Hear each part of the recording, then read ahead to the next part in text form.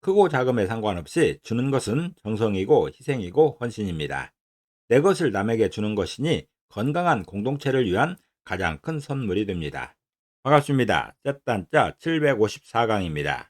오늘은 줄 부자를 중심으로 하는 5개 한자를 셋단자로 해석해 보겠습니다. 먼저 중심자로 사용될 줄 부자입니다. 줄 부자는 주다는 뜻이 있죠. 주다라는 것은 물건을 남에게 건네어 가지게 하는 것이지요. 이 줄 부자는 사람인변의 마디촌자로 구성되었습니다. 그 중에 사람인변은 사람을 의미하는 것이고 마디촌자는 마디입니다. 손가락 한마디 같은 것이어서 조금이라 해석합니다. 작다라는 것이죠. 그래서 줄 부자는 사람에게 조금만 준다 표현하고 있습니다. 다시 말해서 자신의 모든 것에서 조금을 나누어 주는 것이죠. 준다라고 해서 자신이 가진 모든 것을 주는 건 아닙니다. 그 중에서 조금만 약간 주는 것이죠. 줄 부자는 사람에게 조금만 준다 표현하고 있습니다. 다시 말해서 자신의 모든 것에서 조금을 나누어 주는 것이죠. 사용 단어로서는 신신당부가 있습니다. 신신당부는 거듭하여 간곡히 말로 하는 부탁이지요. 그리고 부탁이나 분부할 때 줄부자가 사용되고 있습니다. 중심자인 줄부자에 또 하나의 부츠를 추가할 때마다 또 다른 한자를 만날 수 있습니다. 이것이 바로 셋단자입니다.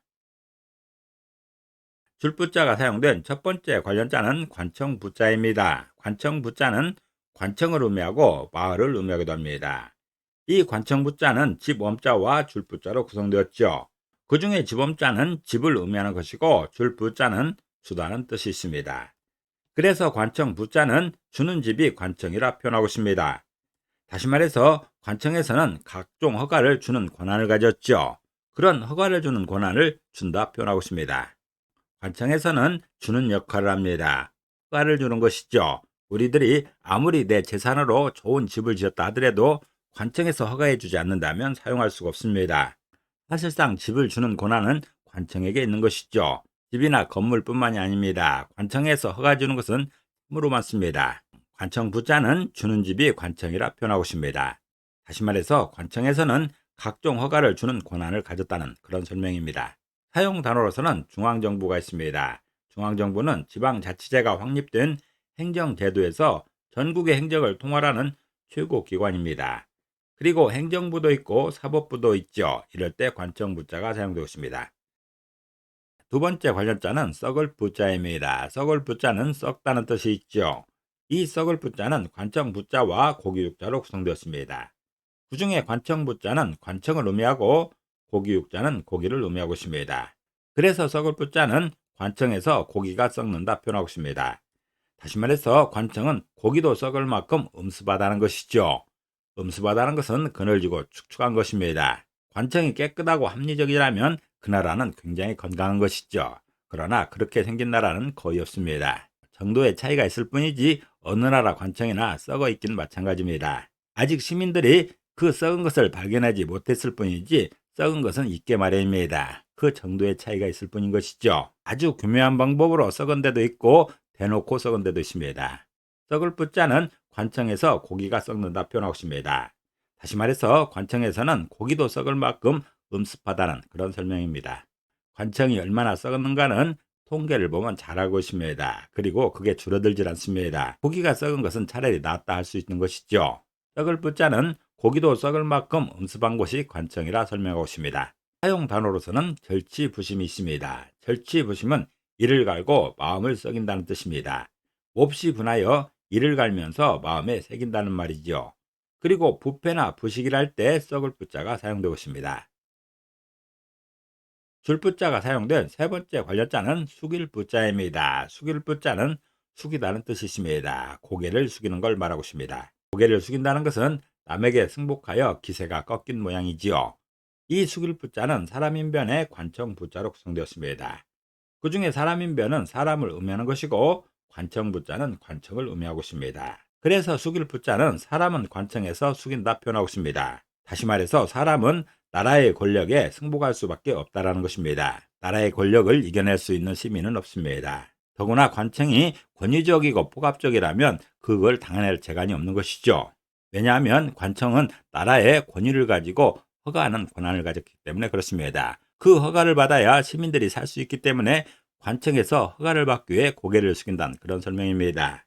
후진국이고 권위적인 정부일수록 시민들은 관청에게서 고개 숙일 일이 많이 생깁니다. 특별히 개인 사업을 하려는 사람이 그런 경우를 더 많이 당하는 것이죠. 숙일 부자는 사람은 관청에서 숙인다 표현하고 있습니다.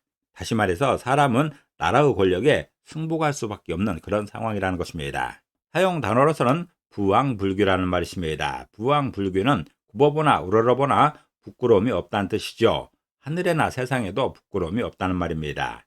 그리고 부감이나 부복이랄 때 숙일 부자가 사용되고 있습니다. 네 번째 관련자는 붙을 부자입니다. 붙을 부자는 붙다는 뜻도 있고 보태다는 뜻도 있습니다.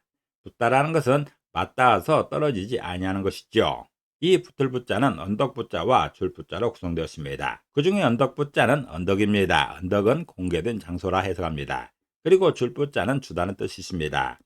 그래서 붙을 붙자는 언덕에서 주면 붙는다 표현하고 있습니다. 다시 말해서 공개된 장소에서 물건을 주게 되면 다른 효과도 따라온다는 것입니다. 이렇게 공개된 장소에서 상을 주면서 칭찬을 하게 되면 많은 사람들도 보게 되는 것이죠. 그래서 칭찬은 반드시 공개된 장소에서 하는 게 원칙입니다. 그래야 다른 효과도 따라오기 때문에 그런 것입니다. 다른 사람들에게도 의욕을 북돋아 일으키는 것이고 이 사람의 사기가 더 올라가 더 좋은 일을 할 수도 있는 것입니다. 붙을 붙자는 언덕에서 주면 붙는다 표현하고 있습니다. 다시 말해서 공개된 장소에서 물건을 주게 되면 다른 효과도 따라온다는 그런 설명입니다. 다른 효과도 붙는다는 그런 것이지요. 사용 단어로서는 부안회동이 있습니다. 부안회동은 우레소리에 맞춰 함께 한다는 뜻이죠. 줏대 없이 남의 의견에 따라 움직인다는 것을 말하고 있습니다. 그리고 첨부나 아부라 할 때 붙을 붙자가 사용되고 있습니다. 줄 붙자가 사용된 다섯 번째 관련자는 부호 부자입니다. 부호 부자는 부호를 의미하지요.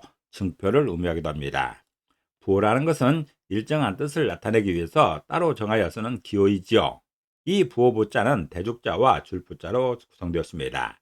그 중에 대죽자는 대나무를 의미하는 것이고 줄 부자는 주다는 뜻이 있습니다. 그래서 부호 부자는 주는 대나무가 부호라 표현하고 있습니다. 다시 말해서 부호라는 것은 대나무에 특정 기호를 새겨서 주는 것이라 설명하고 있습니다. 이렇게 대나무로 만든 죽간에 어떤 부호를 새겨서 주게 되면 그 사람에게 어떤 증표가 됩니다. 통행증이 될 수도 있는 것이고 어떤 허가권자가 될 수도 있습니다. 이런 부호를 갖고 있는 사람에게 특별한 권한이 있는 것이죠. 부호보자는 주는 대나무가 부호라 표현하고 있습니다. 다시 말해서 부호라는 것은 대나무에 특정 기호를 새겨서 주는 것이라는 그런 설명이지요. 그 부호가 하나의 증표가 되는 것입니다. 사용 단어로서는 명실상부가 있습니다. 명실상부는 이름과 실상이 서로 꼭 맞는다는 말이지요. 그리고 부호나 부적이랄 때 부호부자가 사용되고 있습니다.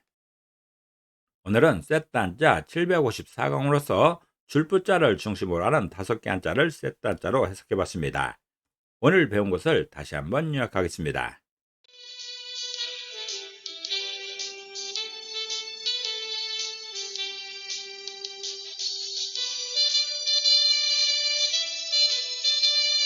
오늘도 평안을 기도합니다. 감사합니다.